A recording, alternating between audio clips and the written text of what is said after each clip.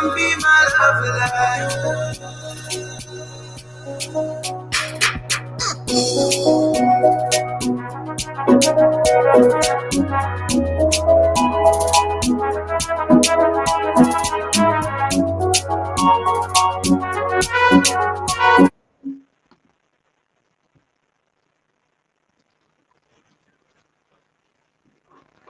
Party after party, yeah. Party after party, yeah. There's one place, and that place is the place you can find all your party supply. It's Models D Party Supply. On Camp Johnson Road is Models D Party Supply. Has all and every kinds of party supplies you need, ranging from party dishes, plastic tablecloths, Disney party banners for kids, flowers for weddings and parties, balloons, different colors and sizes, party dishes, different colors and sizes, gift wrap papers. We also do the following: rental services, chairs, table, chair covers, table covers, table runners, and chair saws. You can find them all. Models D Party Supply. Our quality products bring you in.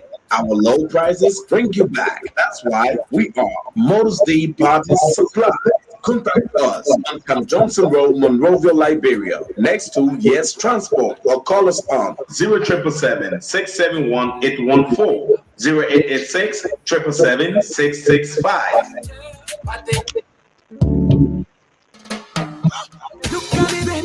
Are you in search of a printing press that can handle all your printing needs? Or are you stressed with finding a printer that can deliver all your printing services on time?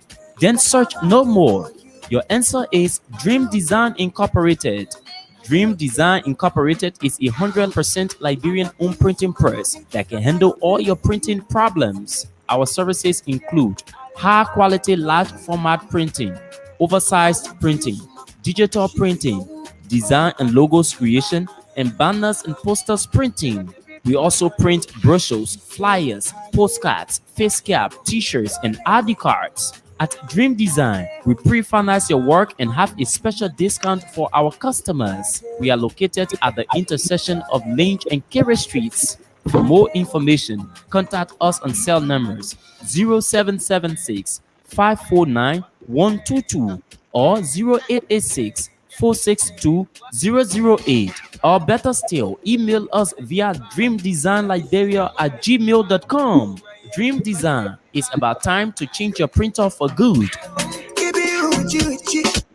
Welcome to Circus, where you can find great quality t-shirts, hoodies, and other merchandise inspired by culture and creativity. We offer a variety of unique designs you can rock for any occasion.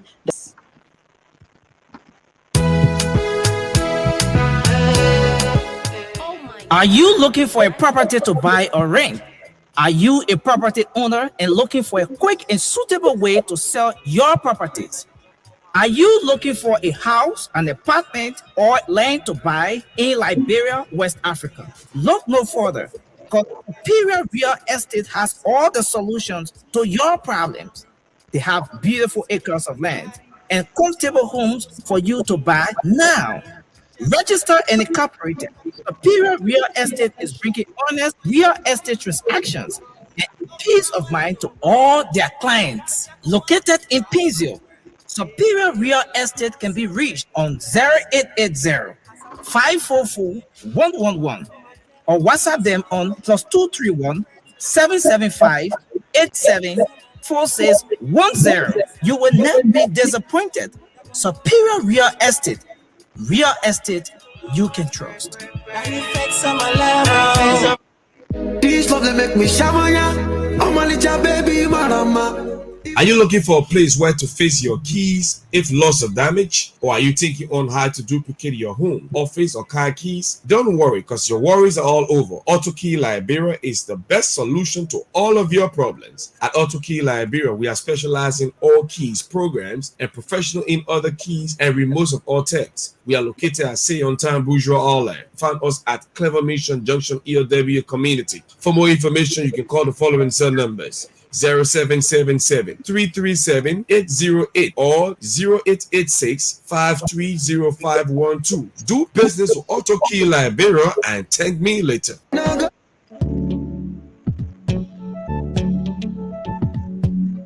We all know the headache we go through sending money to our loved ones, friends, and family in Liberia. High fees, long lines in banks, the usual complaint of the system being down, such a waste of time and energy. That is why I was very happy when I learned that SendWave is now in Liberia. So now I can send money anytime from anywhere directly from my smartphone to the MTN Lone Star Cell mobile money account of a loved one, friend, or family within seconds for just a tiny fee. So download SendWave now to your phone from your Apple Store or Google Play Store. Add your details, and don't worry, they are very safe and secure. And start sending money today. Don't forget to insert the promo code COSTA to get free $5 credit added to your first transfer. SendWave is secure, super fast, and by far the most affordable way to send money to Liberia. I'm Henry P. Costa and a very happy customer. Thank you. And welcome to the program. You're listening to the Costa Show. I'm Henry Pedro Costa, and Boakai Kamara there in Monrovia is my co-host. We're very glad to be here today. Sorry, yesterday we couldn't be here. And it's good to be here. Good morning, Boakai. Good morning, Costa, and good morning to our many listeners home and abroad. So if this is your first time joining us, welcome to the BKS platform in Liberia. It's good to be here with you, Costa. Yeah, it certainly is. So yesterday, folks, was June 7th, the second anniversary of the famous historic June 7th protest. And it brought back memories of that very historic day. I remember very vividly what a very powerful experience it was. And our detractors would say we didn't accomplish anything. But we know we did. We accomplished a lot. The fact that we had 20,000 Liberians come out from all walks of life, and we brought the world media. What was that noise? You guys need to work on that from the back there.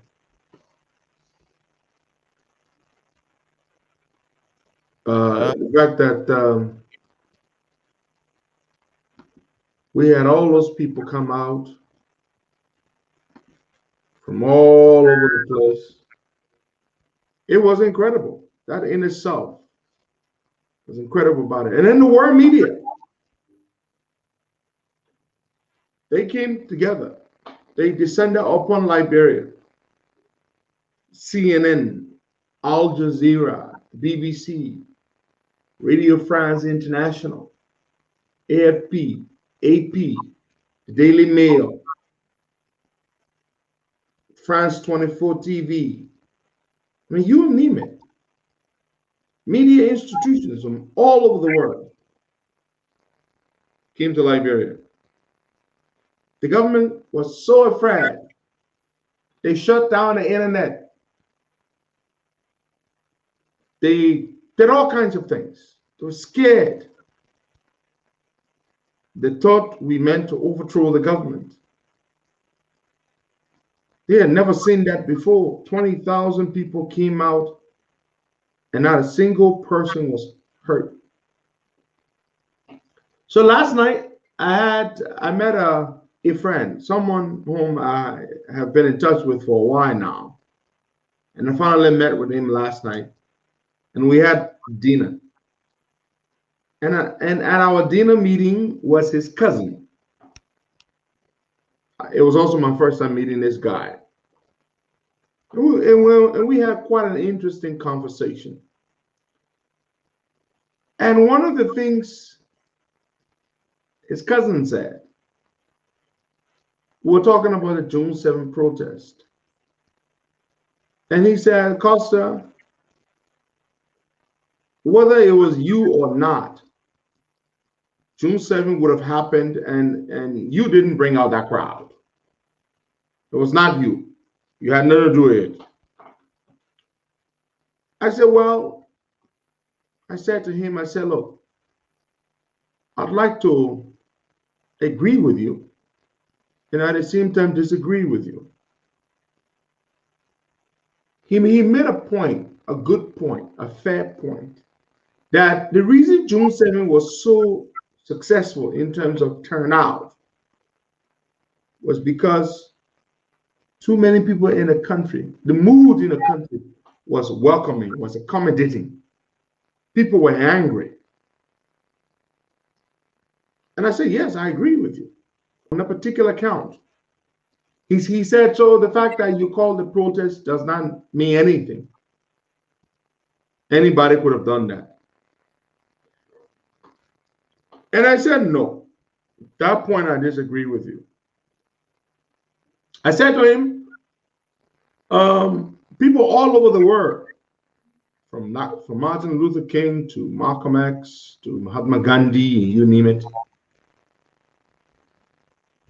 some leaders are just raised or called to do certain things. And you may not have been able to call a protest to have 20,000 people out. I did not make everyone come out, or I did not create a mood in the country, but I stepped up, and lots of people stepped up with me, and we did that together. But the point I'm trying to make is that June 7th is a moment in history, in our history, that we will forever be proud of. Having all those people come out, having the world media come. And that's when Mr. Weir's international trouble really did become. That's when it really, began to show and to start and to that when you really started getting in trouble internationally. When all those images and those stories were beamed across the world. That's when trouble really started for George Weah internationally. Because they could not repel that. They could not salvage that. It was a bad image. It was a bad thing that thousands were demonstrating against this guy, against corruption, against the abuse of people's rights and all those things. And so I want to say thank you. Thank you to all of our people who came out. While I'm hearing that thing, when I talk, I'm hearing it. I don't know what you guys need to do.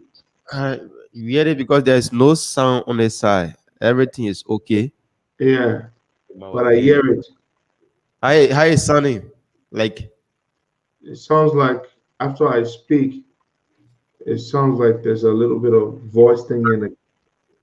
Yeah, there's a like a playback of my voice or a little thing of my voice. It's I don't like the way it sounds. I don't know whether it's me or whether it's I don't know. But yeah, because everything is okay on the side. Yeah, I don't like that. Anyway, so I want to say a happy June 7th to all of you, all of our patriots. It's like a feedback. It's not good. I don't like it. TB Joshua. I wanted to speak about this. TB Joshua. TB Joshua died. When was it, Waka? Sunday or Saturday? Saturday. June the 5th. And I've read mixed reactions toward his death. But I like to say this.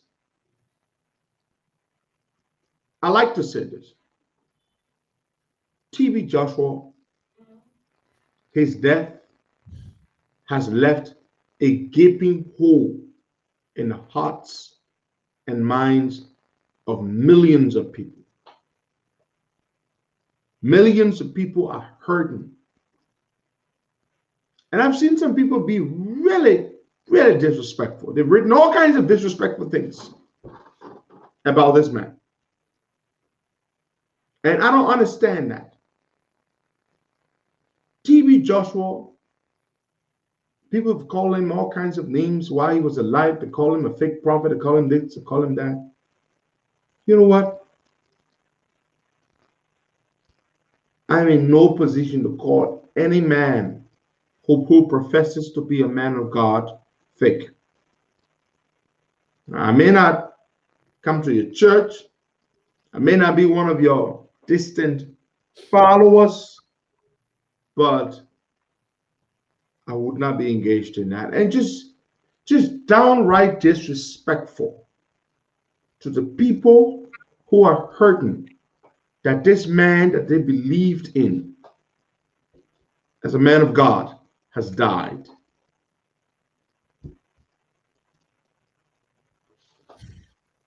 You know, I had an indirect encounter with TB Joshua Walker. There's a good friend of mine. One day she said, Costa, I'm going to TB Joshua's church. She had been there before. She said, buy the plane ticket. I thought she was joking. So no problem. I bought a ticket. And she went to Nigeria. I didn't believe her. I did not believe her at all. I thought she was lying or joking. And then she sent me a video clip or several short video clips of herself in the synagogue, TB Joshua's church. And then she went ahead and actually had a meeting with TB Joshua. And she said, I will pray. I will ask him to pray for you. I'll put in a prayer request for you. This is a good friend I'm talking about. And then she sent me, then she called me and said, TB Joshua gave me a message for you. When he was praying for you, he saw some things about your future. And he says he wants to see you. Come to his church. He wants to see you. I said, all right, thank you. But of course, I never got to go to Nigeria. And I never got to meet him. But for someone who meant so much to so many people to just die the way he died, at a relatively young age, a few days away from his birthday, it is deeply hurtful, it's painful for so many people. I want to convey my condolences to all of his church members, people who watched him from afar, and people who, I have a big brother who was a big believer in TB Joshua. It's gonna be hard, you know. I believe it was George Bush who said,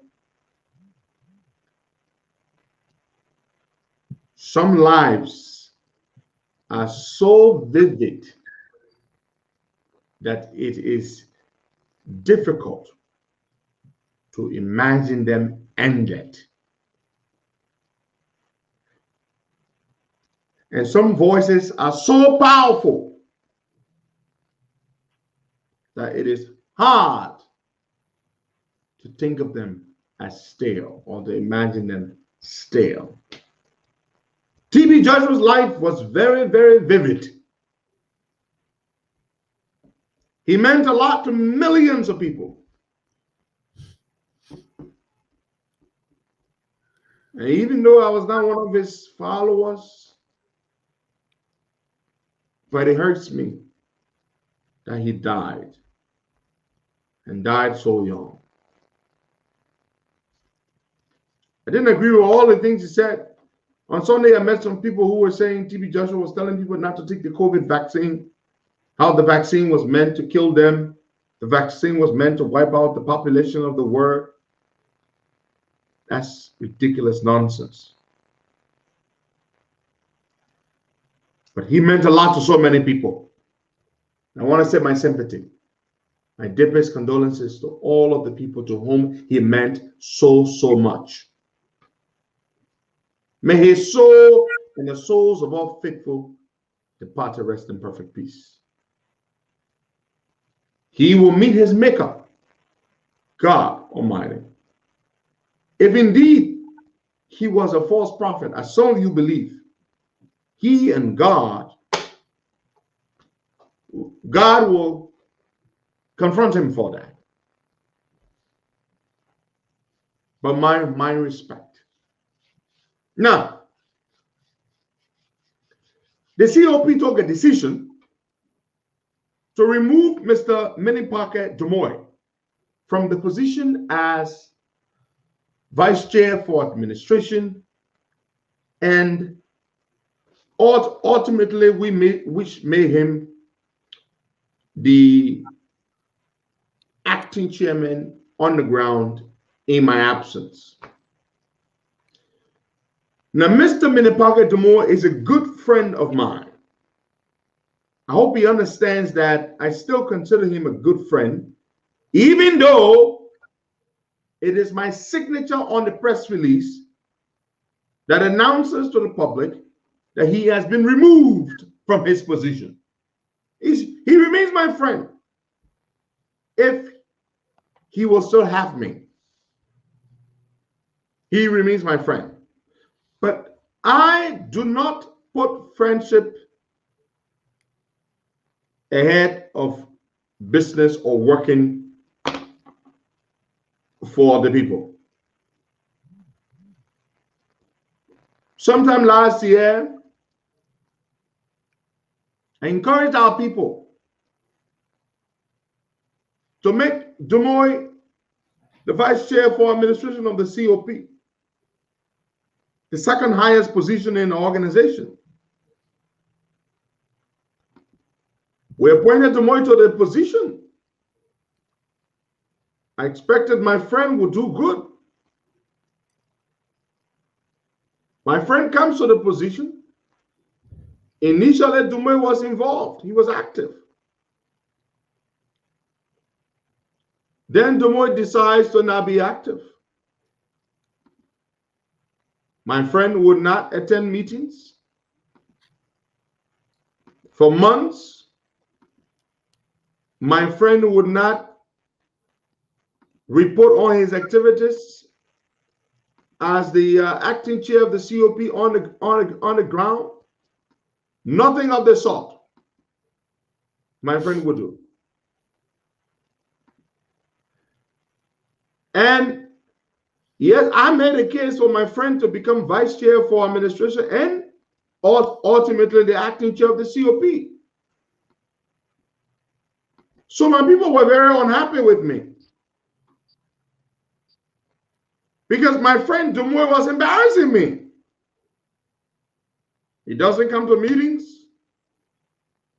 COP activities are happening. He's not involved. But my friend was going around and saying, I'm the vice chair of the COP. I'm the acting chairman of the COP.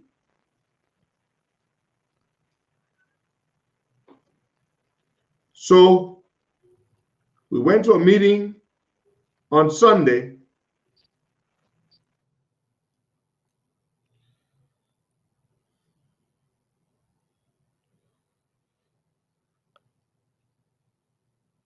The internet.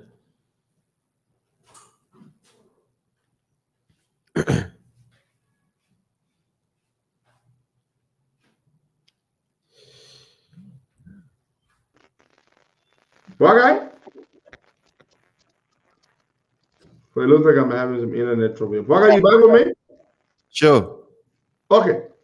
So we went to a meeting on Sunday, and the people said, look, Dumoy is not involved.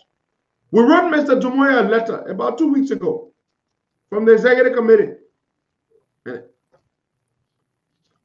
My friend received a letter of inquiry, a letter of concern. We were asking Dumoy, why are you not involved?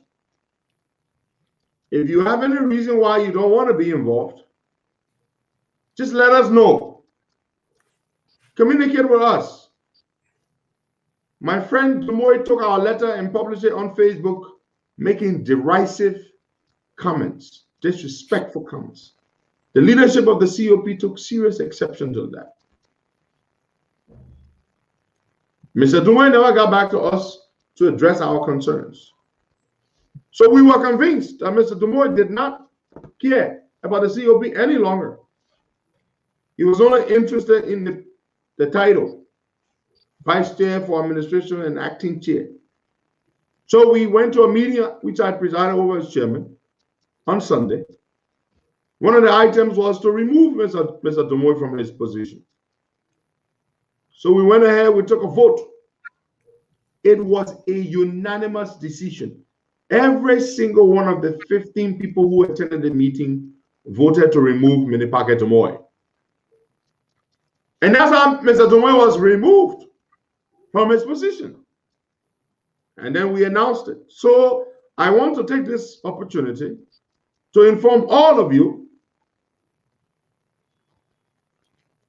that Mr. Minipake Dumoy is no longer the Vice Chair for Administration of the COP. He's no longer an official of the COP, and the position of Vice Chair for Administration is declared vacant.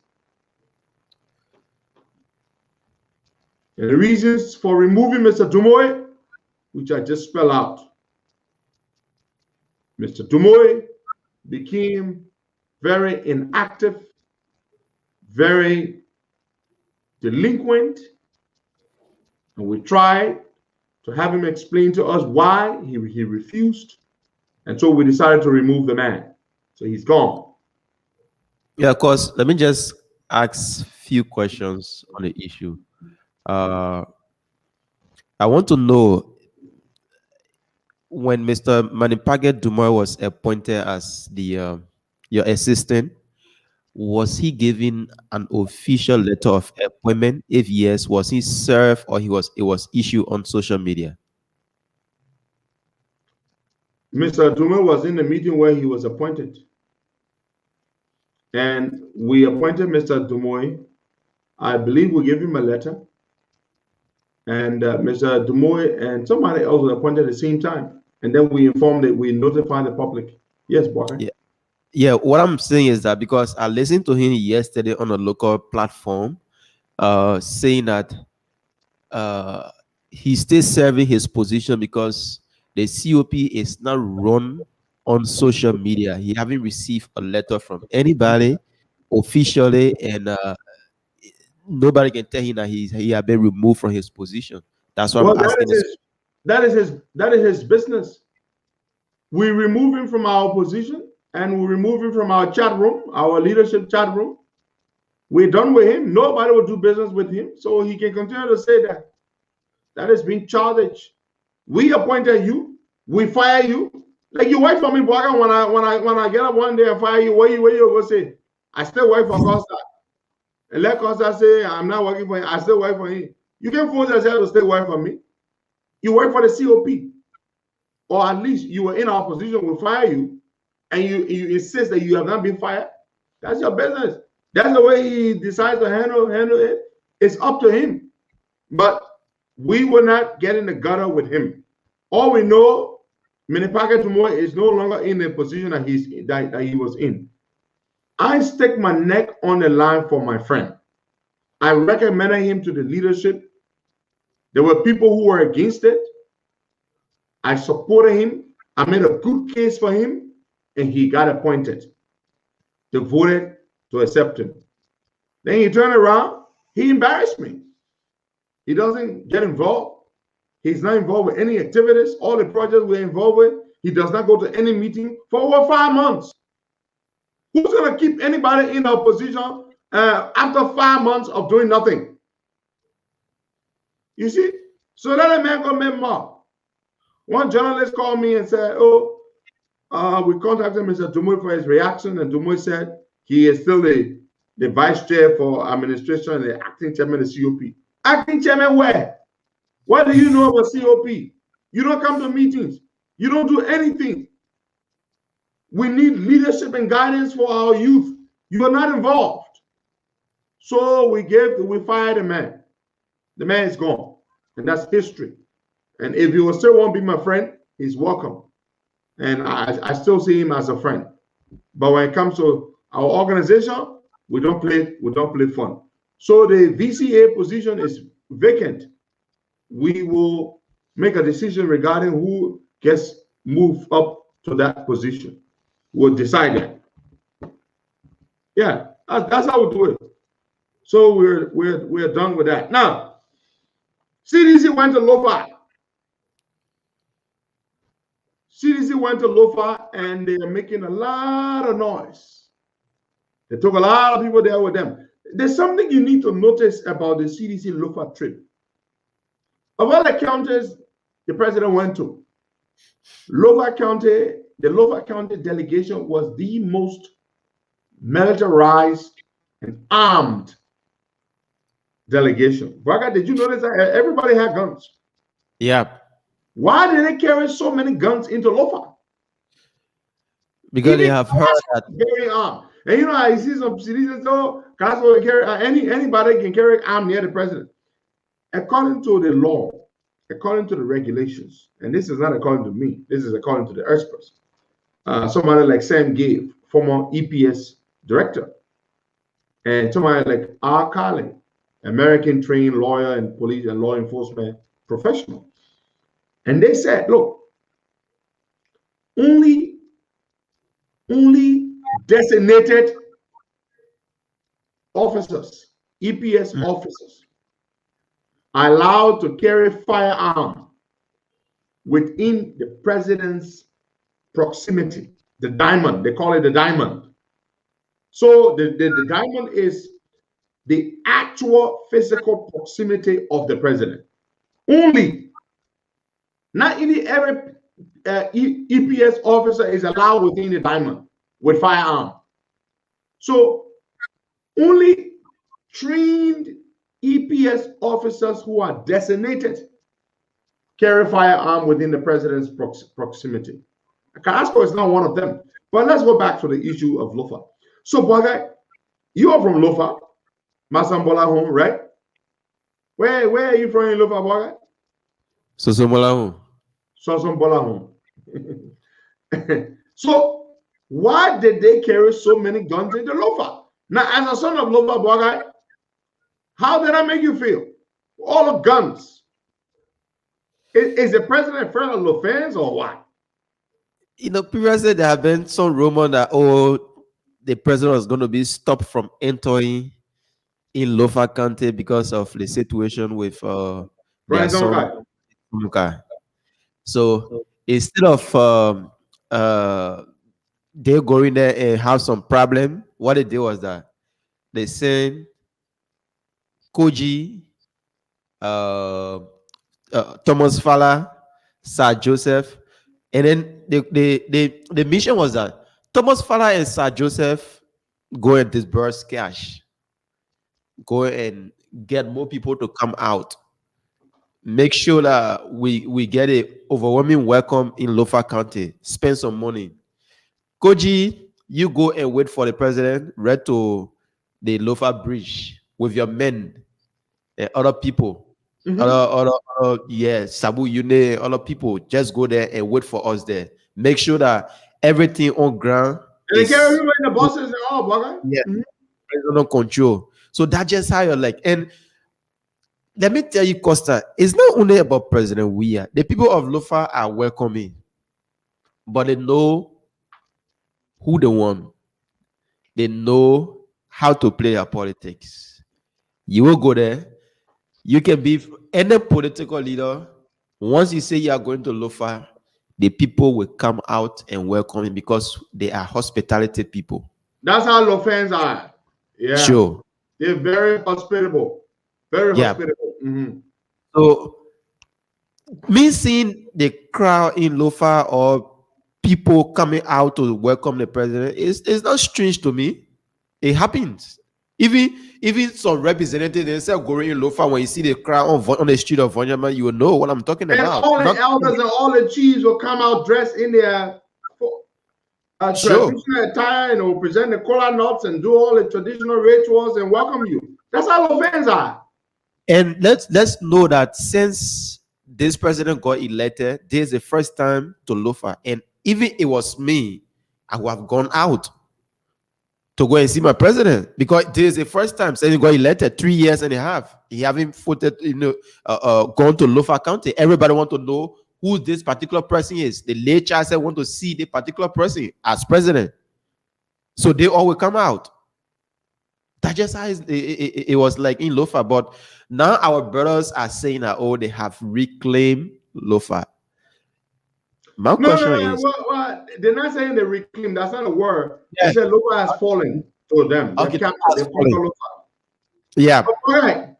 How the hell these Salama swines, whom we defeated twice in Montserrat County, in a very humiliating, disgraceful fashion, can now go to Lofa and claim that Lofa has fallen? So you lost your stronghold, Montserrat, twice, 2 times. Then you go down, you claim Lofa. You say Lofa has fallen. I mean, there's something wrong with. But the thing is, CDC people are so stupid that there is absolutely nothing now you can say that will make them see reason.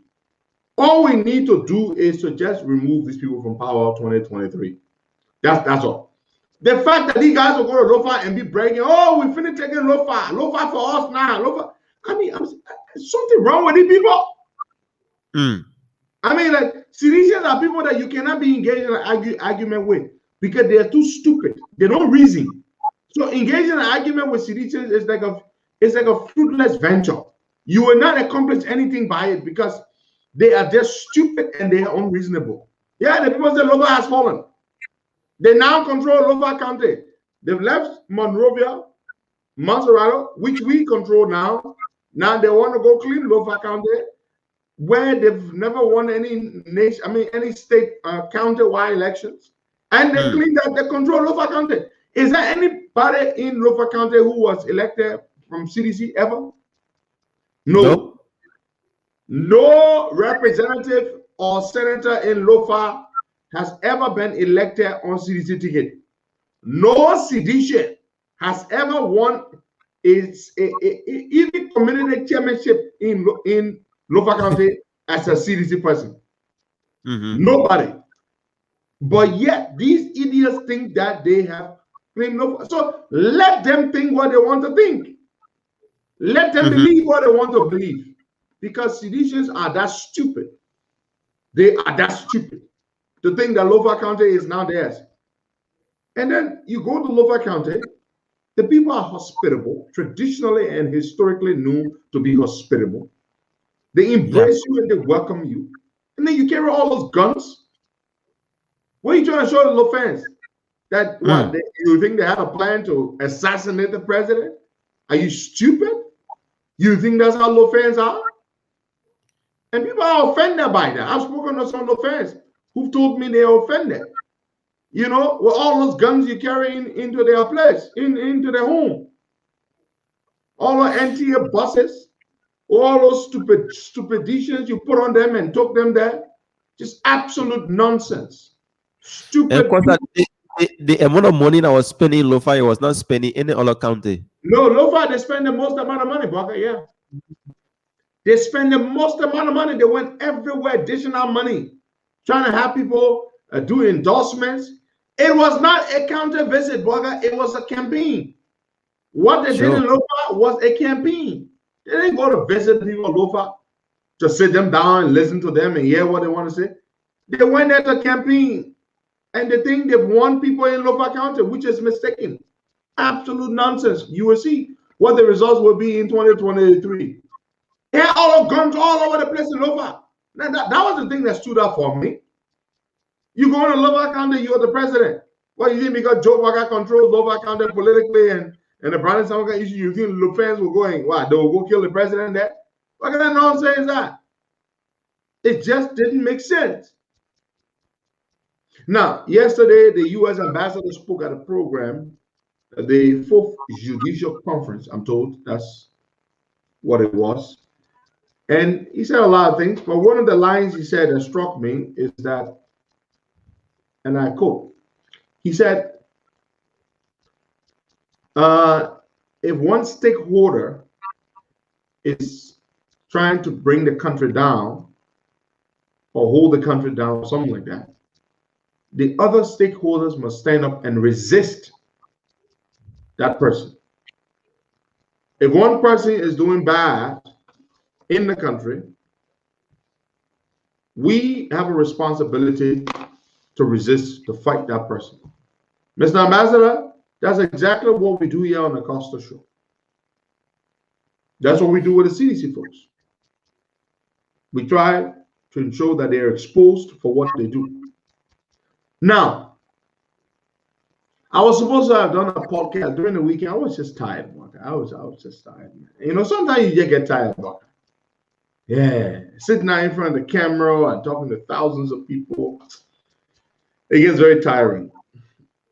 Water and sewer, we go back there, okay?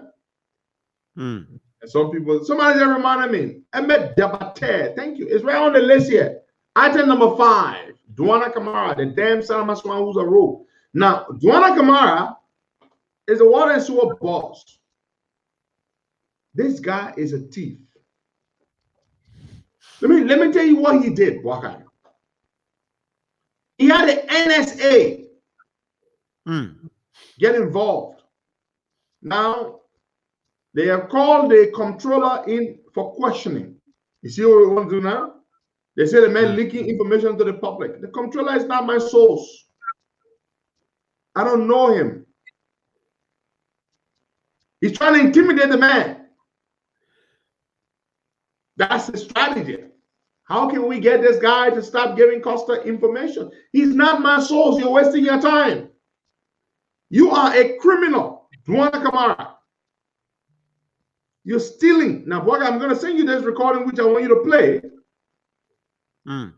of the comptroller and what's the other fella's name? Talking about a fuel.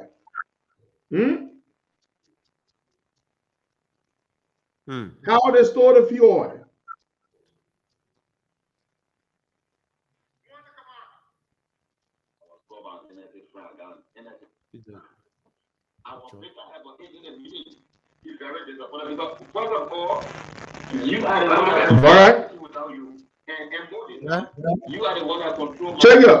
Check your WhatsApp. In that conversation, you will hear Sensi Morris, the comptroller, in conversation with the head of the deputy for technical, Mr. Mosore. The two of them were discussing the disappearance of 2 tanker loads of fuel containing 22,000 gallons, worth about $75,000 US. Why you have that audio? I want you to play it. And guess what? Before you play that audio about the stolen fuel, hold on. On Saturday, Duana Kamara, the criminal boss of water and sewer. This is why we don't get water, okay? This is why water supply is very unreliable. Number 1, he doesn't pay the workers. Number 2, he steals the fuel meant for the water plant. That's why we don't get water. Oh, this one bad thing. I had forgotten about his situation. Of course not. I was just tired during the weekend. That's why we don't get water. Duana Kamara, after stealing 22,000 gallons of fuel, on Saturday, I published the pictures and everything on Facebook. He went and issued and authorized that they take 285 gallons of fuel from their office. The fuel meant for the office use. 225 gallons of fuel. 285 gallons, I'm sorry. To dispatch to the WTP, water treatment plant at White Plains. You steal Yeah. 100 bag already. You said, I must send 2 cup of red somewhere to replenish the 100 bag already stole. I mean, for Christ's sake, while the guys were loading the 285 gallons of fuel to take it to the water treatment plant, the controller got involved, stopped the guys. Dwana Kamara had the police come in. They arrested the controller and they took the controller to the police, to Central Police Station. Why? Because he was stopping the guys from taking the fuel meant for office use, to take it up to White Plains. And look at the word they put, the language on the slip, okay, the dispatch slip or the delivery slip, whatever they call it. Replenishment of World Bank fuel. Now, folks, let's look up that word replenishment. When you replenish something, that means you use it for something else, or you already used it and you want to replenish it, you want to put it back. Now, how can you steal 2 tanker loads of fuel, 22,000 gallons, and then you want to replenish it with what? With 285 gallons of fuel from your office? Okay.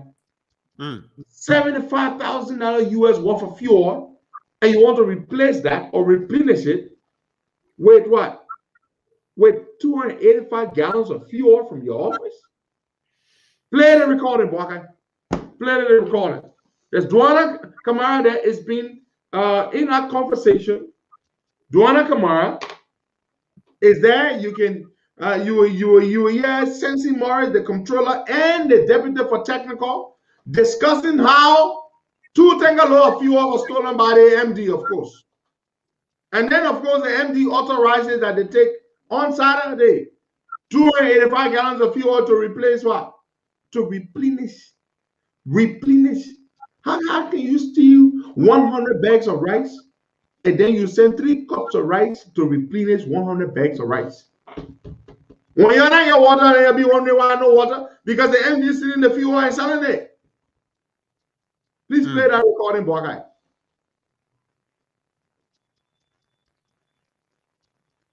Press start to copy this song.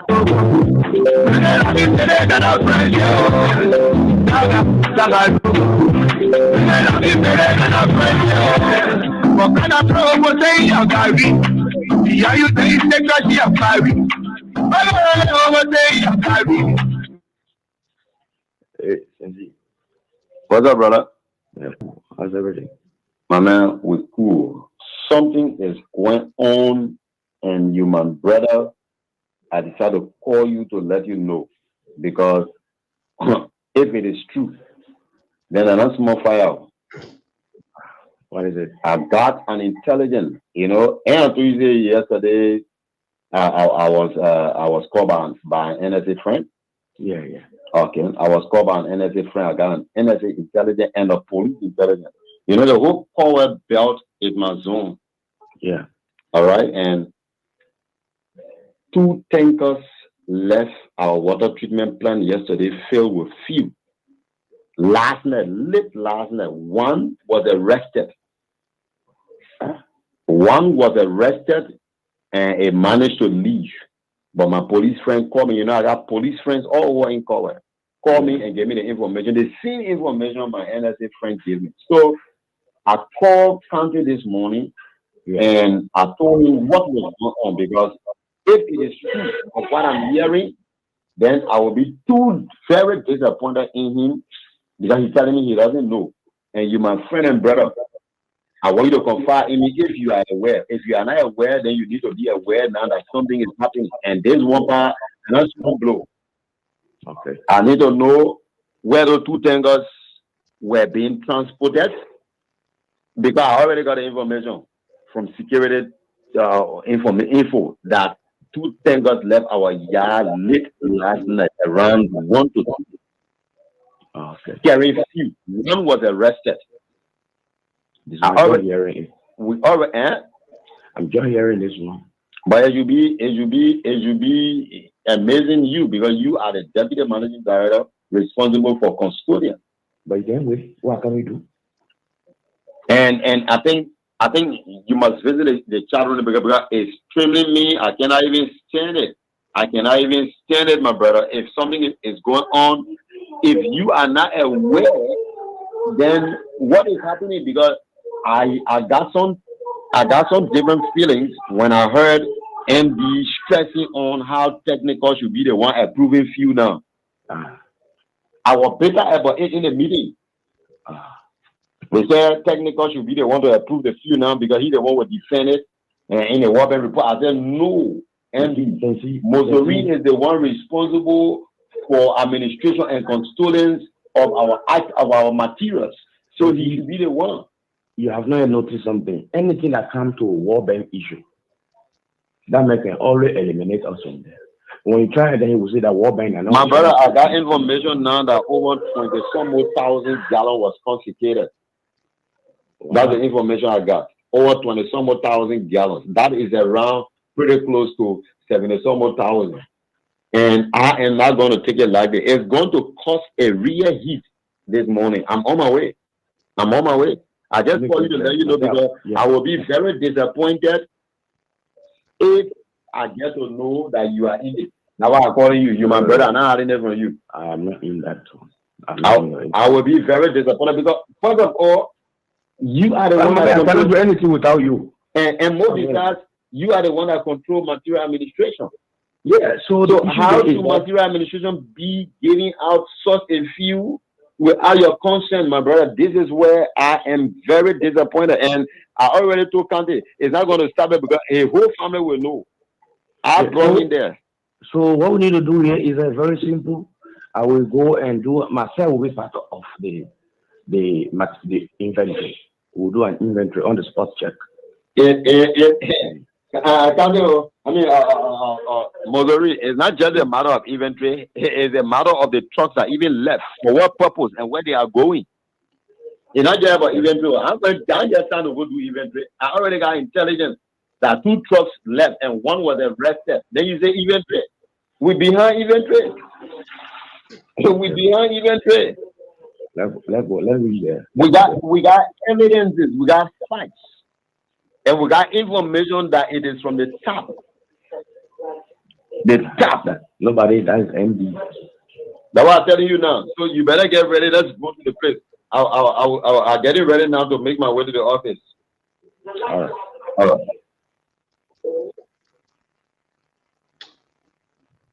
Folks, there you have it. The deputy for technical, Mosori, and the deputy for finance / controller, Sensi Morris, in a conversation. So the few actually came from their place, from the white planes. Yeah. They took the 2 trucks there, loaded them with the fuel, about 22,000 gallons, I'm told. That was about. So the few were leaving, and one of them got arrested. One of the tanker trucks got arrested, and then, of course, according to the information, the MD called and had the fuel truck released. Then they need a fuel to run the water treatment plant. Okay, that's the fuel that is provided by the World Bank. And you heard Mosere say in this recording, in this call that was recorded, that when it comes to the World Bank money and the World Bank fuel and the World Bank this, the MD controls it as though it belongs to him. He doesn't let anybody else get involved. Nobody else. So the point is, my people, why does the MD behave in such a manner? Why does he sell the fuel oil? Of course, he sells the fuel oil because he's corrupt. And that's why water and sewer goes for weeks without water supply. Okay? Yes. Water and sewer is worse than LEC. Totally worse, Costa. I'm telling you. No, water and sewer employees have not taken pay for 8 months. 8 months, then, like you said. They hardly have water supply because, of course, now you know why. Because the MD steals the fuel oil. on a very major scale, and he sells the fuel. That's why water and sewer is never reliable with water supply. Dwana Kamara is a criminal. The embassies in Liberia here depend so much on them to pump water. So if there's no water, they just forced to find money somewhere to make sure that water is.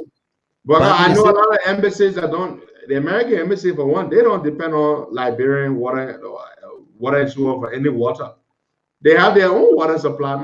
Trust me, go there, you'll see the people, BP tankers there. They go bring their own water. They got their own tankers. I'm telling you. And guess what? Even with this evidence, even with this, where his deputies are discussing him selling the fuel oil, nothing will happen. But this is not the first time. You know this. This is not the first time that the MD has been involved with selling fuel oil. It is not the first time. You know, I know where the money goes. When the MD steals the money, I know where some of that money goes. It comes right here to Delaware. Right here to Delaware. The MD got somebody here. Yeah, the MD got one yellow machine. Okay, you know what they call yellow machine? I know yellow machine, man. The MD got one yellow machine right here in Delaware. One Ziza Chocho. One Zizan Chocho. The man got one Zizan Chocho, one yellow machine right here in Delaware. The yellow machine just bought a house in Delaware. Hey, Lord. I'm telling you something, Sarah. The yellow machine just paid off her car. Right here in Delaware, the MD got a yellow machine. Now where the money coming? Some of that money coming to Delaware, right here, the state I'm in. Right, this same state I'm living in. People want to still be many on that yellow machine. Yeah. So and to service a yellow machine, that's not small thing to maintain it. I tell you, so I know where the money going. the yellow machine right here.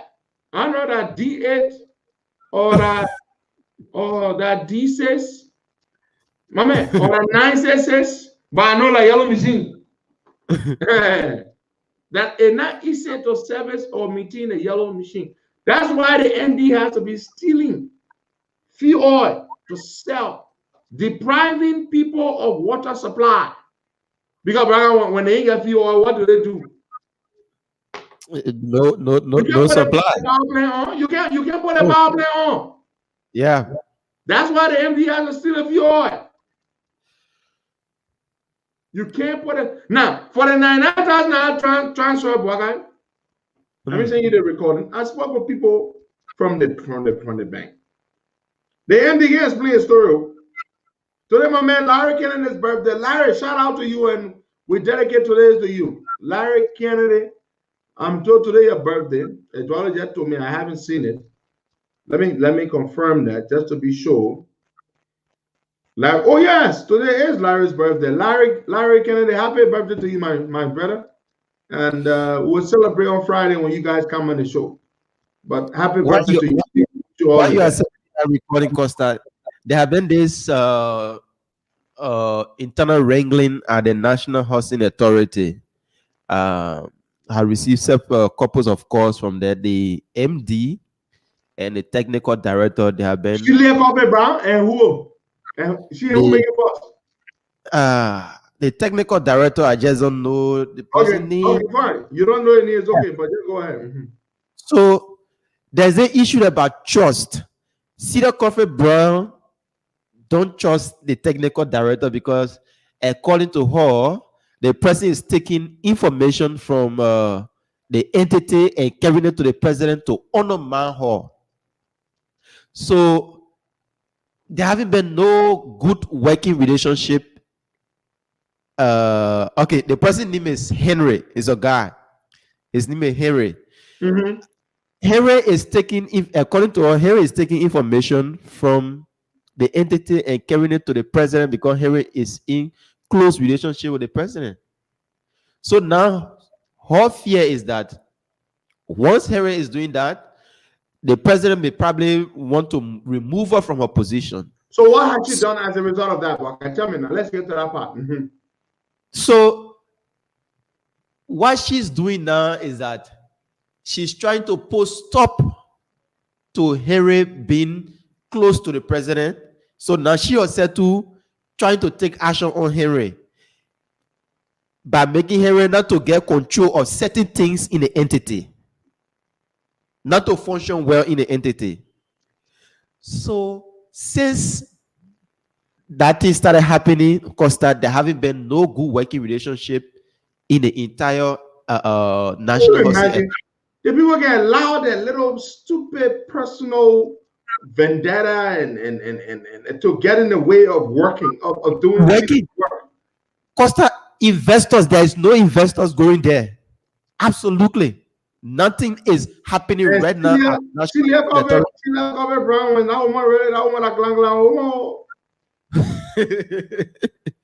Yeah. And Costa, we just flagging this just to make them know that we have the information. If it don't stop, we will get documents. Document will come. How things are being. Just when I thought Celia Coffee Brown was trying to make some efforts, bringing some investors. You remember she brought a couple of investors who wanted to build, to do housing development and stuff like that. Then now we're hearing that she and deputy for technical don't get along. That is very disappointing. The deputy for technical is there, and the deputy manager for administration too. So you see, all of them, the entire NHA is not functioning at all. Nothing happening. The only thing that happening now, the housing unit where the president talk about building, that's the only thing that happening at that place. Apart from that, absolutely nothing is happening at that entity of government. That's that. So okay, let's go to the lines. Let's take some calls there. I was going to send you what else was I going to send you on? Yeah, you were recording about the transfer of money. Yeah, of course. So here is what I found out, folks. They are saying that the money was transferred. Now, this is not the MD and people who told me this. This is folks from the bank, from LBDI. The LBDI folks told me that this money is going to a consultant in Pakistan. The $99,000. It's going to pay a consultant who provided certain consulting services for water and sewer.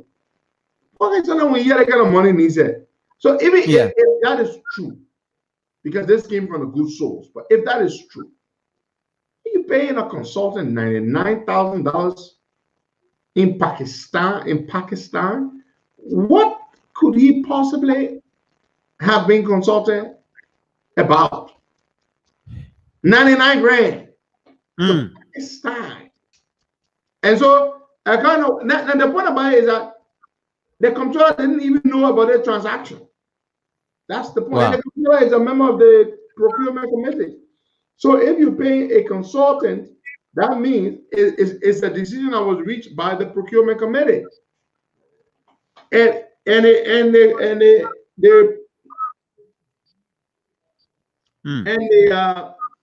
the guy is a member of the procurement committee, and he didn't know. $99,000 to pay a consultant in Pakistan. So I'm wondering, what the hell? What could they be paying him for? What could he have done? Did he show them how to make the water supply stable? Did he, 99 grand to some Pakistani consultant? But that's what they said the money went for. But the fact that the MD, but I have to send you that recording. We'll play it just before we take our COP folks. The way we have some of them come on this morning. The fact that the controller would even be telling the bank to not release the funds because he didn't know about the transaction is cause for concern, okay? Because he is supposed to know. You're not giving me chance to talk. Let me finish talking for you. Okay, Boga, play this one I'm telling you. Play it quickly, then we'll go take our COP folks. They're coming on the committee. Play that one quickly, the one I just sent you. So the fact that the comptroller would stop the bank from making a transfer to this Pakistani consultant because he doesn't know or didn't know about the transaction. He wasn't aware that they were obligated to any organization in Pakistan. I mean, it's cause for concern. Play it, but I play it. So in this conversation, how are you? Let me explain. In this conversation, the MD had found out that the controller had placed a stop, a freeze on the transaction for $90,000 to be wired from the World Bank account, the account that's, of course, for the World Bank project money, to some consultant in Pakistan. And so the MD didn't take kindly to that at all.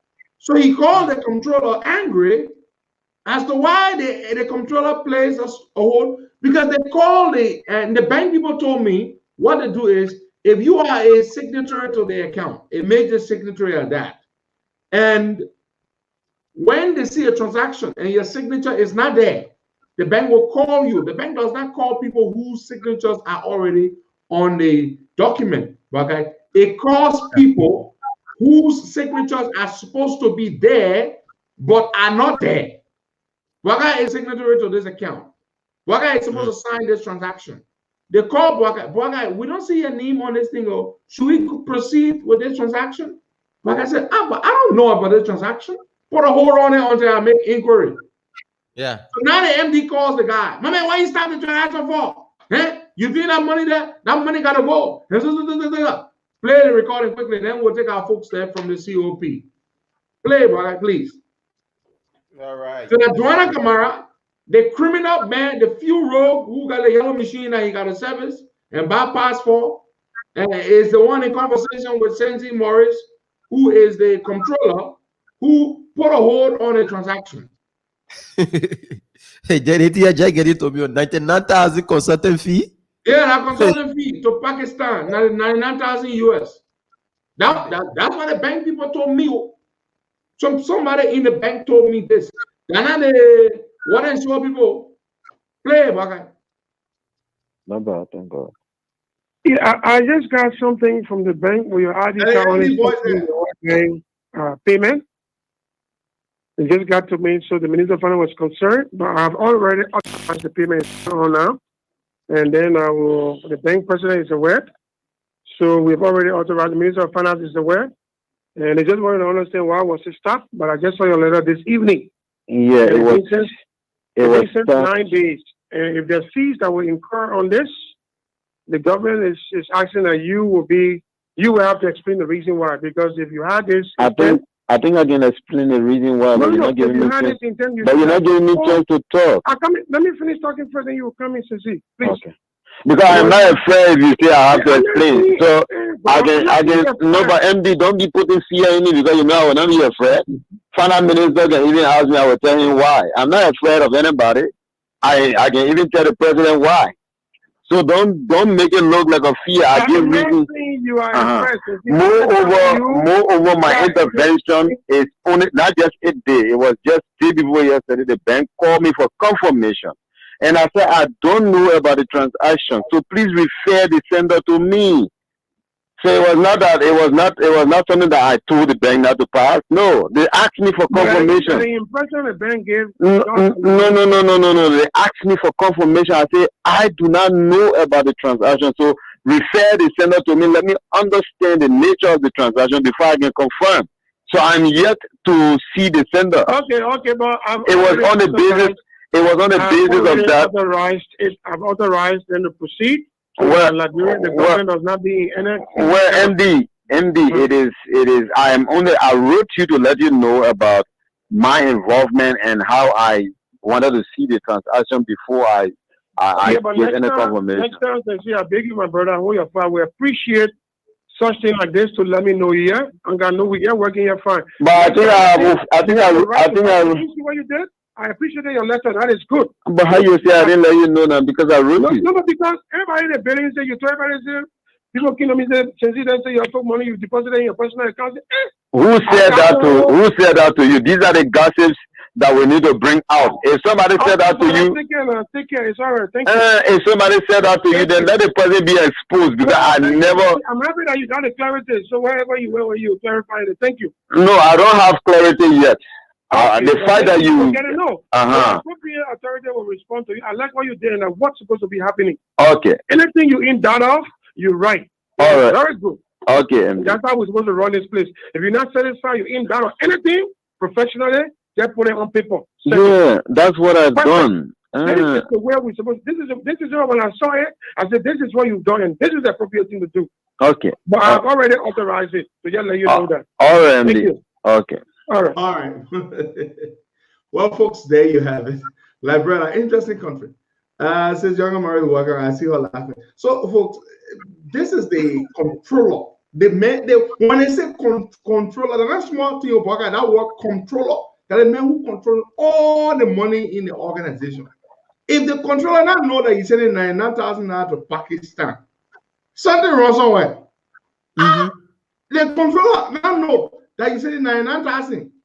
They tell the man, say, "Hey, you not get clarity." The man say, "But I don't know about the money." Talking.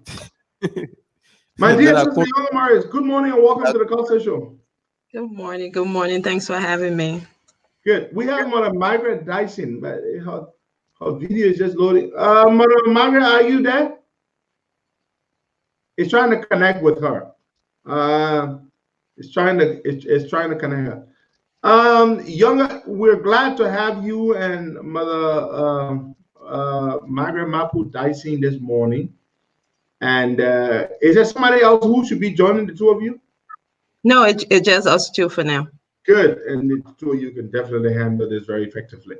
So you are both here as members of the organizing committee or the planning committee of the upcoming Minnesota or the official graduation celebration in Minnesota. Is that correct? That is correct. Beautiful. So, hey man, what's wrong with all my internet? Why she can be watching clear now, but to connect now and get rid of all my heart. So I was on my way. And somebody said, "Oh my, did I finish?" America, man, I did I can finish, man, friend. That ain't left, bro. But anyway, while we try to connect with Mother Margaret, let's hear from you, Younger. So tell us about the upcoming event and how people can get connected with you, ladies, and to get involved, and how they can chip in if they want to and then the itinerary. Just walk us through that. Welcome again. All right. Thank you. Thank you. Good morning, everyone.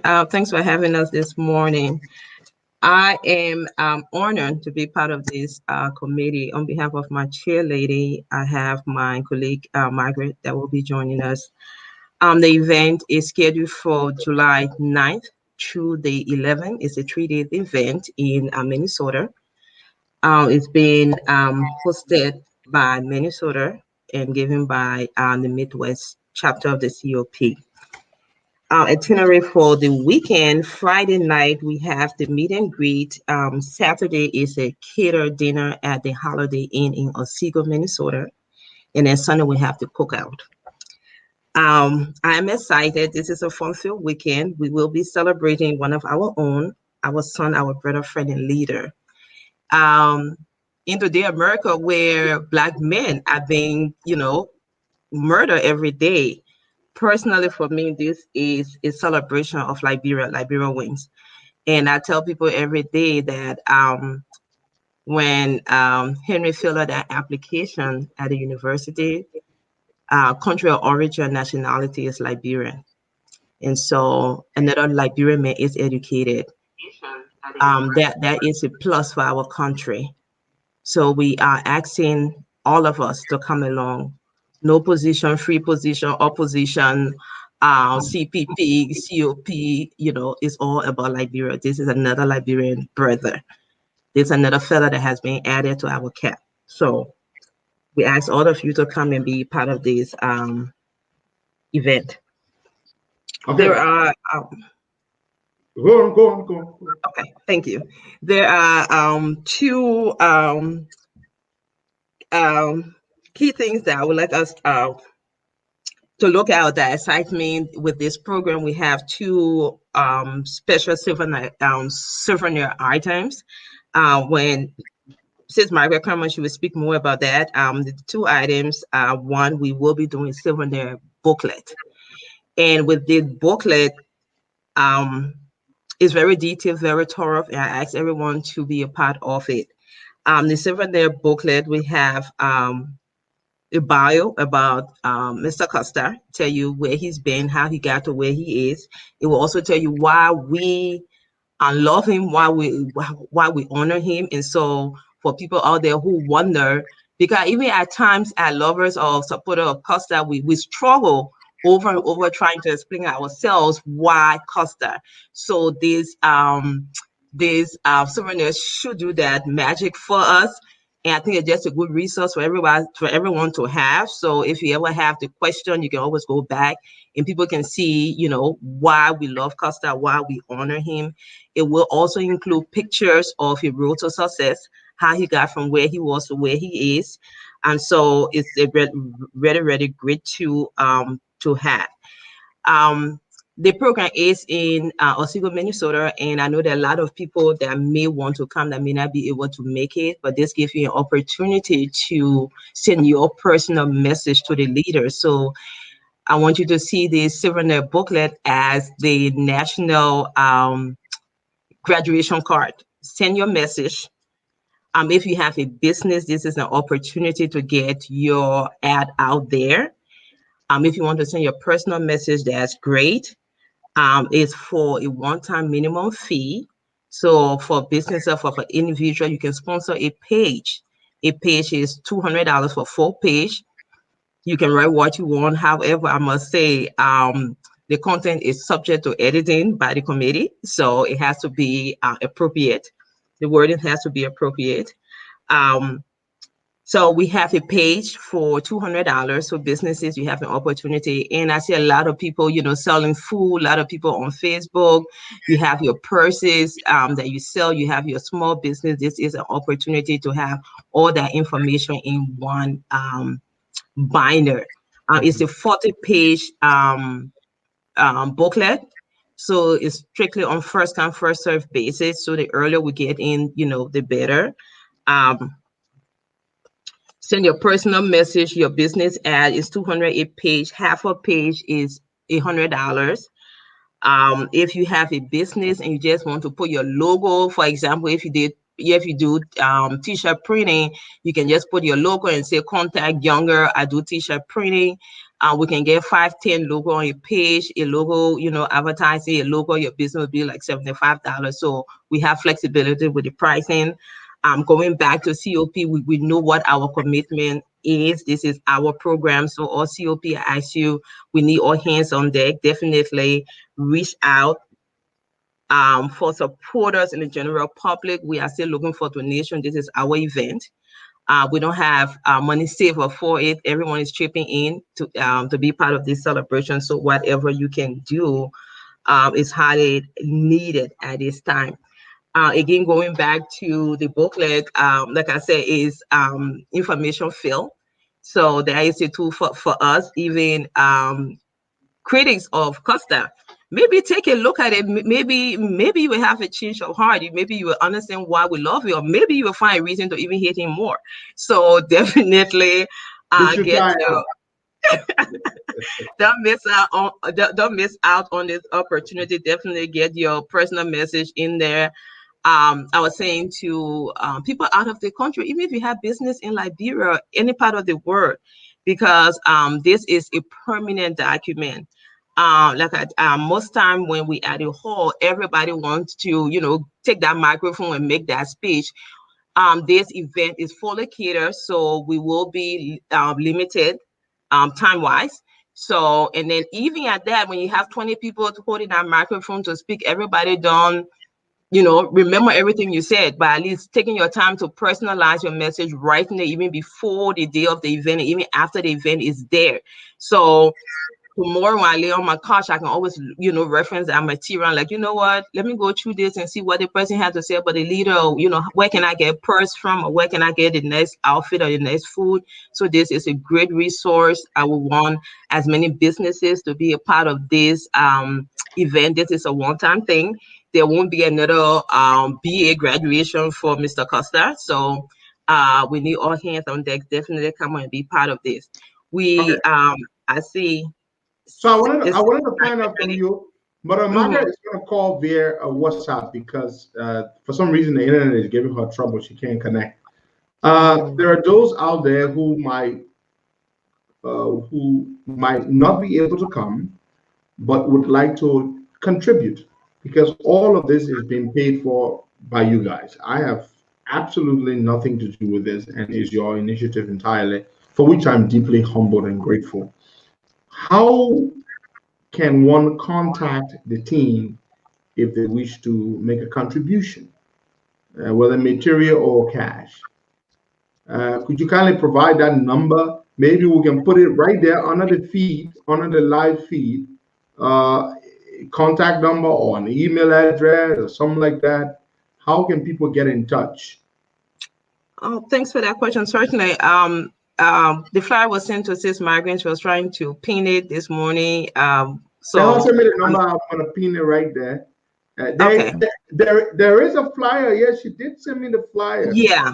So if you can go and pin that flyer, that's great. In addition to the flyer, strictly for the program booklet, we ask that you send your information to the HPC Graduation Committee at gmail.com. That's the email address we are using for this event.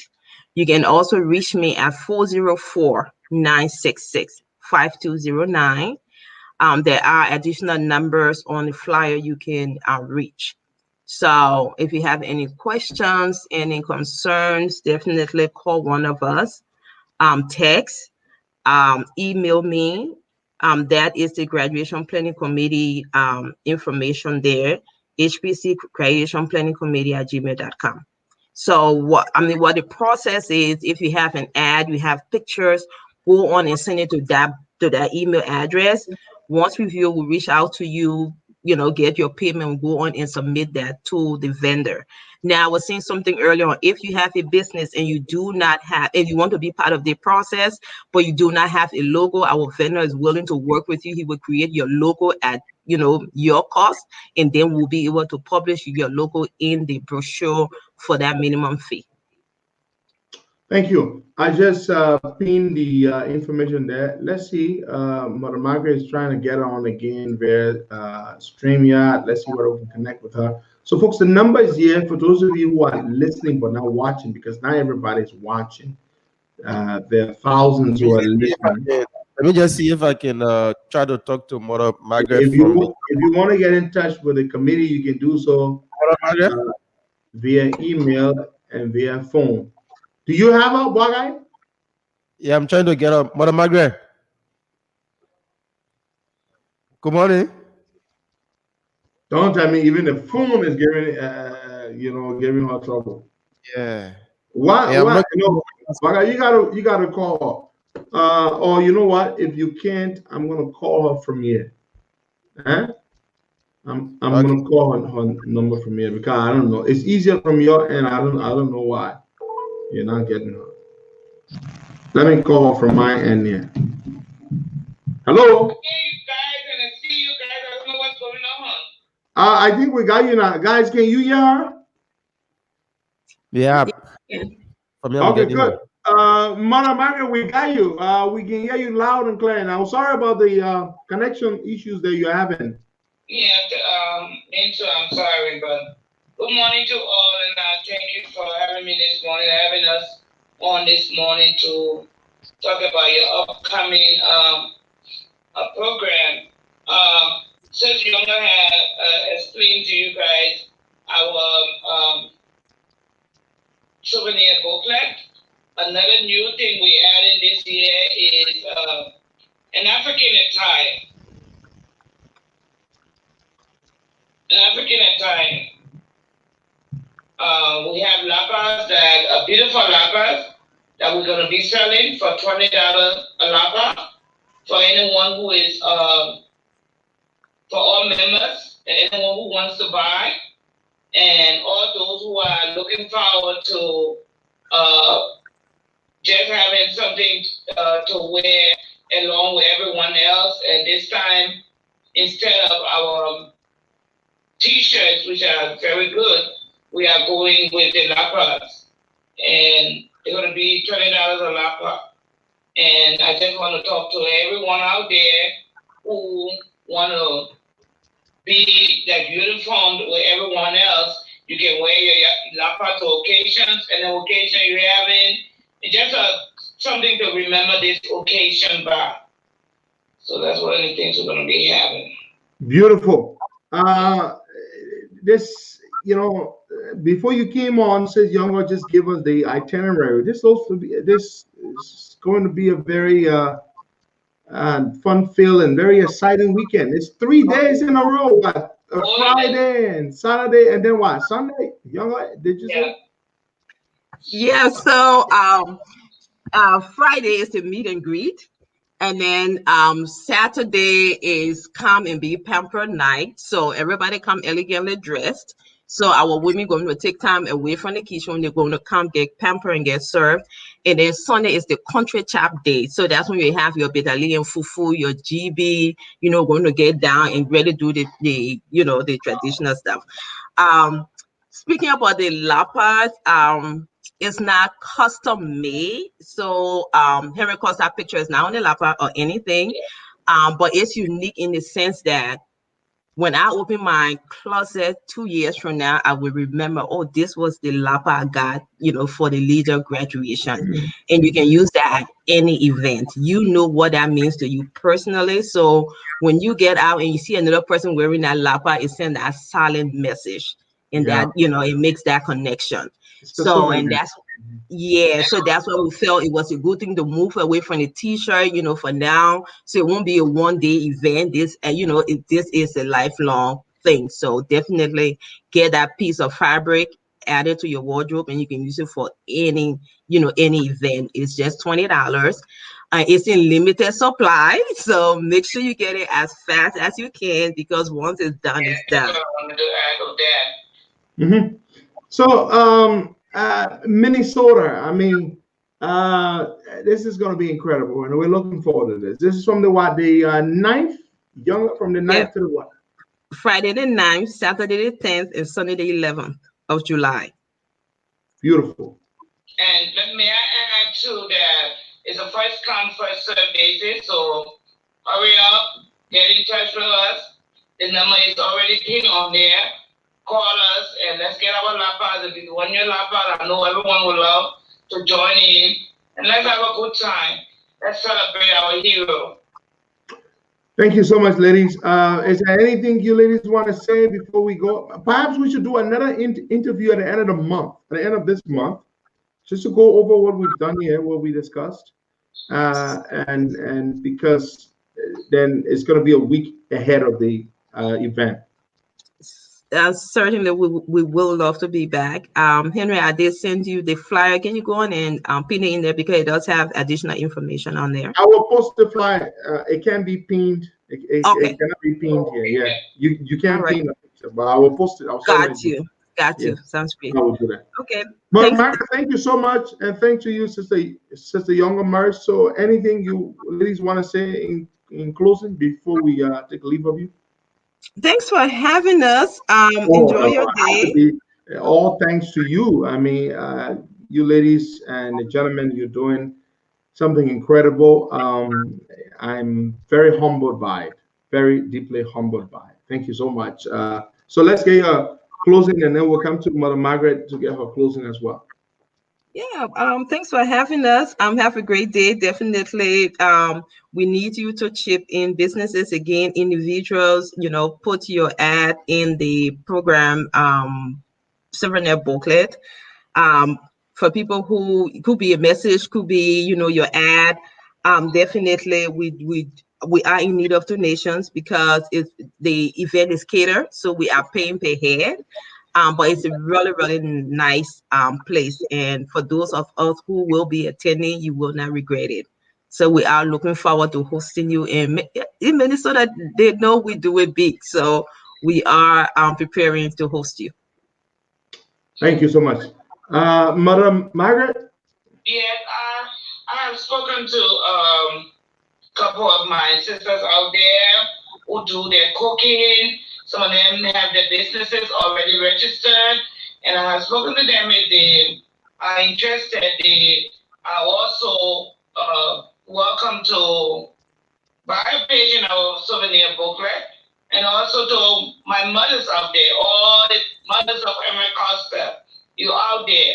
It would be a good thing for us to get together or just join in the celebration on in this booklet and give tell our son how we feel about him. Those messages that we so want to say, tell him those things that we so want to tell him.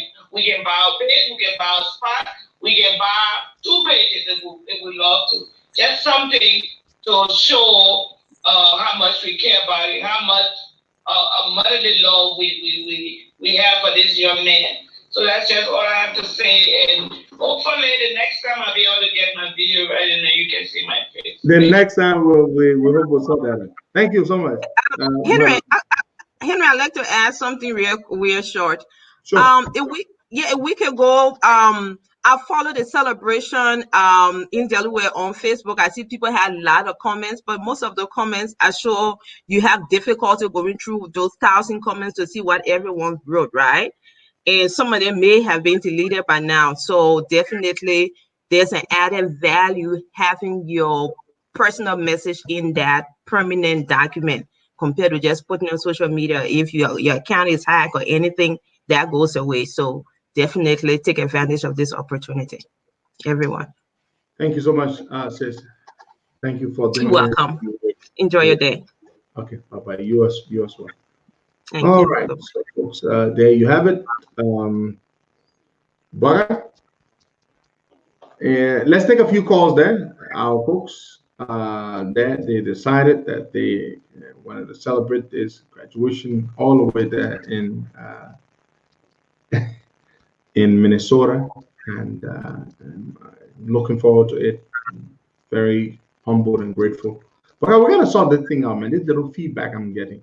You guys in here, right? But I believe you muted yourself. Oh, yeah. It's okay now, right? Yeah, you are okay now. I can hear you. Yeah. So just right after the show, we have to sort it out quickly. Yeah, you should call our technician. Let's sort it out. It's just this little thing when you're talking and you get a little feedback, like a little something dropping in the water, something like that. Yeah, but let's take a few calls there. Yep. So, folks, the phone lines are open. We can take like 5 calls this morning. Everything that we talk about here, we talk about the water and sewer. We talk about CDC in Lofa County and a lot of other issues here this morning on the show. The celebration for Henry Costa also included. So coming up 0770-102-102, 0886-010383, 0555-102-102. The WhatsApp number is +231 888-624171. So we can take few calls. Call us this morning and be live with us on the show. Wherever you are, you can be out of Liberia and call and be a part of the conversation. So we are still anticipating your calls. 0770-102-102, 886-010383, 555-102-102. And the WhatsApp number is +231 888-624171. So there's no call. There is I see here Mr. Rodney Chessing is asking you how many wives you have, because you're a Muslim, so he thinks you have multiple wives. Waka, you care to answer Mr. Chessing's question? How many wives have you got? I don't have a wife. So, Baga doesn't even have one, let alone two or more. Yeah, don't even All right. taking more than two. Yeah, so I want to do this as a belated birthday treat for Mr. Timothy Barr. Mr. Timothy Barr, I chatted with him last night. The day before yesterday was actually his birthday. And he had a very close call with, he was in a terrible state. He was very sick, and he was in the ICU for a whole week. But God brought him back from the jaws of death. And so he celebrated birthday 2 days ago, which makes it there's a lot to be grateful for to celebrate. Mr. Timothy Barr, I want to say happy birthday to you. He's married to one of the sisters of Senator Yumdi Kanga Lawrence. Yeah, Osei, her name is Osei Kanga Barr. Happy birthday to you, my friend. I wish you all the best. And thank God for sparing your life. Mr. A. Trokonta, yesterday you celebrated your birthday, the 7th of June. Happy belated birthday to you. Lawrence Kennedy, today's your birthday. Again, want to say happy birthday to you. Wish you all the best. Look forward to having you on the show on Friday, you and Isaac Batupa. So yes, before we took Sister Young Morris and Mother Margaret Dyson, we had just played that clip for you, that conversation. So the thing is, as I said, I spoke with someone from the bank whose name I will not call, and the person said to me the transaction was legitimate, $99,000 to a consultant in Pakistan for providing some consulting services. But the thing is this, why would the controller not be in the know? Why would the controller, who is a member of the procurement committee, not be in the know that the water and sewer folks had secured or procured the services of this consultant in Pakistan? And the procurement committee decides these things, and he's a member of the procurement committee. So why in the world did he not know about this?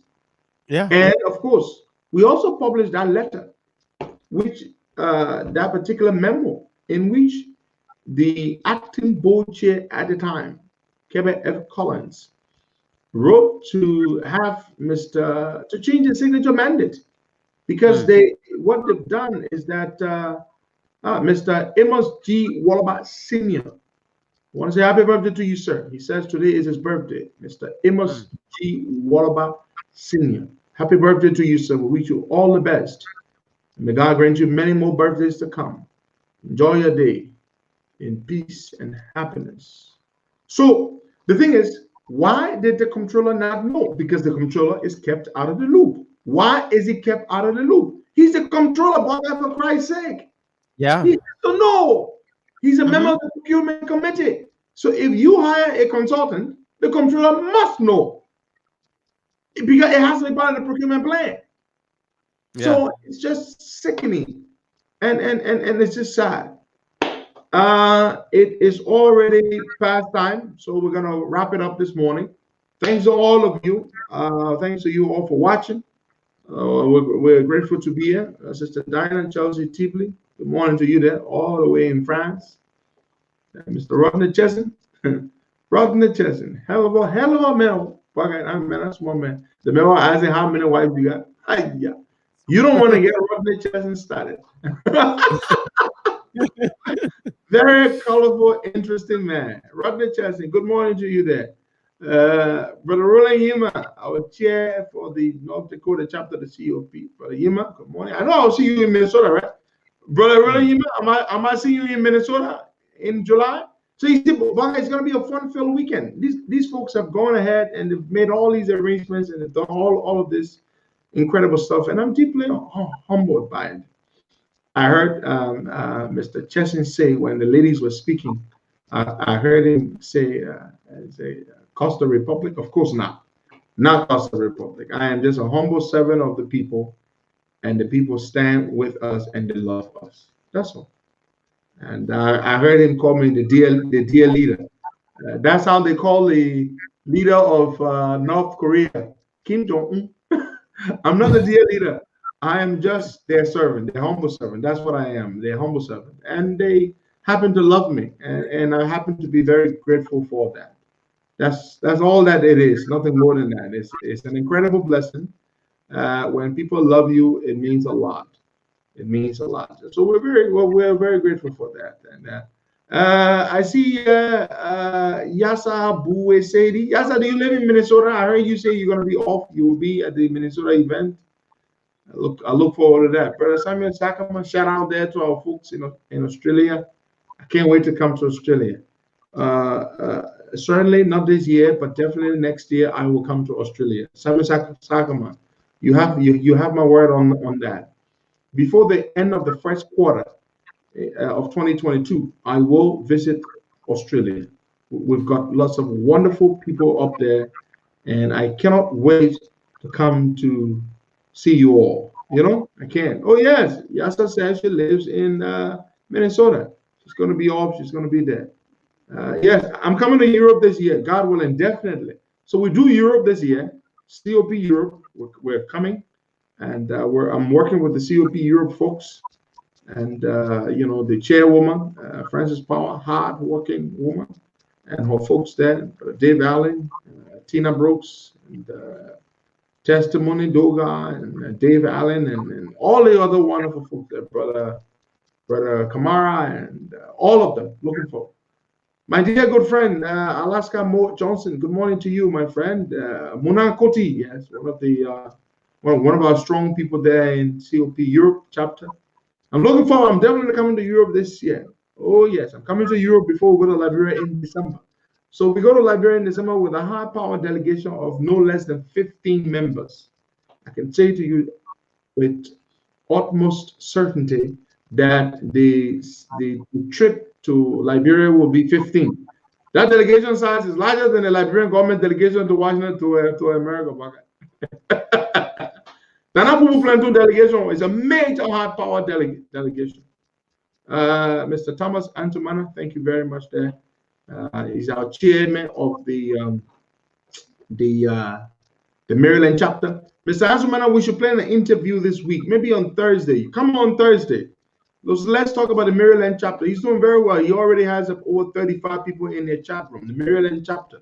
Every other day, somebody gets in touch with me and want to join the Maryland chapter of the COP. Mr. Ansumana is doing a great job there. We thank you so much for your efforts. We appreciate your efforts very, very highly. Sister Josephine Cherry, she said she lives in Australia. They can't wait to see me in Australia. Neither can I, sis. Neither can I. I'm waiting to come to Australia to meet you folks. Black Diamond, you live in Europe? Diamond said, begin your exo on me. Immediately you enter Europe. Diamond, I'm looking for other Hennessy exo, of course. That's where they make the thing. They make it right there in Europe. So I'm looking. I would say one Hennessy exo from Liberia to Europe. I want a fake one. I want a fake one in Liberia. But y'all keep your fake Hennessy exo in Liberia. The real one in America and Europe and Asia and Australia, all those places. Yes, so I'm looking forward to it. Ms. Ansumana, let's do that. Let's do that on Thursday. Come on Thursday. Let's talk about, the few good gentlemen and the few good men of Baltimore, of which you're president. Let's also talk about the COP Maryland chapter, of which you're heading. It was a pleasure seeing you the other day at the graduation celebration here. Thank you for coming. Mr. Rodney Chesney, do you still live in Rhode Island? Rodney Chesney, last time I checked, you lived in Rhode Island. The last time we were talking about a delegation from America to Liberia. Some folks in Ghana said that they will be waiting for you people in Ghana to join your team to Liberia. Yeah. I think I've heard that. So we're coming from the States with no less than 15 people. No less than 15 people are going with us to Liberia. We're going to Accra first. So we fly from the US to Accra, and then we spend a night in Accra, and then we fly into Monrovia the next day. So we're looking to leave the States on the 15th.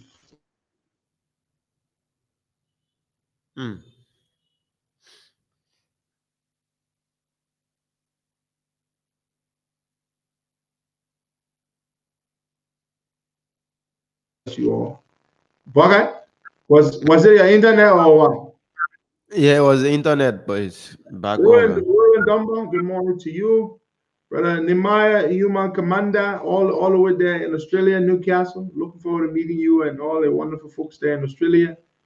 Oscar Osteen Osman Gay says there's no city like Melbourne, period. Melbourne is a beautiful city. It certainly is.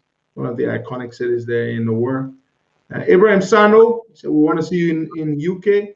You see, Abraham Sano, the thing with your UK is that I will get a Schengen visa. A Schengen visa can take me through about 26, 27 European Union countries. But then for me to come to the UK, I would have to get a UK visa. That's the problem. Okay? One visa can take me to multiple countries across Europe, but then to come to UK, you need another visa, and it's just too much hassle trying to get two different types of visa. You know? Mm-hmm. Yeah. Brother Janje Peters. Janje Peters, where do you live? Let me ask Janje Peters. Where do you live? I see you. Samuel Gokai Hollywood. I think I know where a big brother Hollywood lives. He lives in New Jersey. You know, I want to say something to you people, right? I have thousands and thousands of people who follow me and interact with me on social media. But I say this to you. I follow some of you. Fargo, North Dakota. Then you should be able to come to Minnesota. Janje Peters, you gotta come to Minnesota. You should be able to come. That shouldn't be a problem, at least for one day. You can probably come to the me event. But so I make it my business to take interest in people. So I follow you, you know, and some of you may not know this. I can tell where some of you live. You know, I have an idea which state some of you live in. I have an idea that some of you live in Europe and some of you live in America and some of you live in Liberia. I can tell because I pay attention. That's what I do. Sister Black is beautiful, Mandela. Good morning there to you. Good evening. But Joey could just because at least give you a private jet so you can do some flights to move from one place to another. No, I don't want to boost my morale with a private jet. Thank you, private jet, and boost it, continue to boost the morale with Belgian. Brother Sekou Keita say Belgian. Brother Keita, when I come to Europe, I probably will visit one or two countries because with a Schengen visa, I can, Europe is a small place. I remember when we went to Italy, the second time I went to Italy, we drove from, where did we drive from? We drove from Italy. There's a place called Udine, a small town in Udine. The province of Udine is called Atenia. And we drove from Atenia in Udine province, which is just there on the border with Slovenia. We drove through Slovenia, Czech Republic, and went to Austria. It was a 4.5 hour drive. And for 4.5 hours, we went through 3 countries, essentially, in America, well, for 4.5 hours, a 4.5 hour drive from Wilmington, Delaware, from Delaware, where I live, it would take you to, say, Connecticut or to Rhode Island. Yeah, 4.5 hours would take you to Rhode Island, from where I live. And that is through, where I live, I'm in Delaware, so you're going to go through Pennsylvania, and then you're going to go through New Jersey, or you can be, New Jersey, and then you're going to go through New York, and then from New York, you're going to go to Connecticut, and from Connecticut, you're going to go to, Rhode Island, Lolai, coming to Guinea? No, Lolai, I'm not coming to Guinea. Lolai, you move to Guinea now? I may move to Guinea already. Mr. Daniel Sherman, shout out to you, Mr. Sherman. I chatted with you the last time. You live in Sweden. I think about say you should go France, or they'll be expecting you. In Rome, they'll be expecting you there. So Italy. Well, I've been to Italy a few times, but I have not been to Rome. It's one of those places that's on my bucket list. People want me to go everywhere. Come on inside, Costa. Come on inside. I should be in Colorado on the weekend of the 19th for an event. On the weekend of the 19th. I will confirm in a week or so. I should be there. Yes, Mr. Rodney Chesney, if you could, I would be very honored were you to come attend our event up in Minnesota. Get out of Rhode Island small. Come to Minnesota, have some fun with us. Put it on your calendar. Thank you so much, folks. God bless you all and have yourselves a wonderful, blessed day. And I love you all. All of you who love me, I love you all. All of you who hate me, I love you still. Thank you so much. Bye-bye. Bye.